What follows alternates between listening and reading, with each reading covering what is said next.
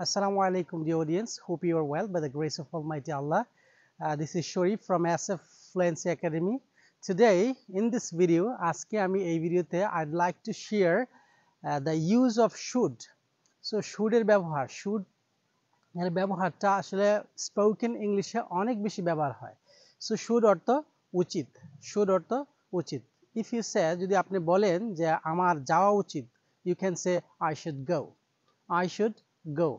And আমার লেখা উচিত I should write. আমার পড়া উচিত I should read. So in this way অনেকগুলা সেন্টেন্স বানানো যাবে। আমার এটা করা উচিত, আমার এটা করা উচিত না।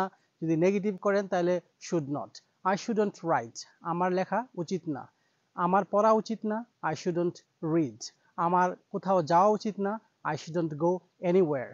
So ফার্স্টে অ্যাফার্মেটিভ should দিয়ে অনেকগুলা should plus subject plus verb and then extension এরপরে এটাকে affirmative and then negative এখন আপনি ইচ্ছা করলে এটাকে আবার interrogative করতে পারেন should I write আমার কি পড়া উচিত should I go আমার কি যাওয়া উচিত should I write should I see আমার কি দেখা উচিত সো এরপরে যদি আপনি করতে চান তাহলে নেগেটিভ এবং ইন্টারোগেটিভ shouldn't I write আমার কি লেখা উচিত না shouldn't I read আমার কি পড়া উচিত না so in this way তে should এর ব্যবহারটা করতে পারেন so if you use should correctly you can make a lot of sentences okay so in this video we will learn the use of should assalamu alaikum wa rahmatullah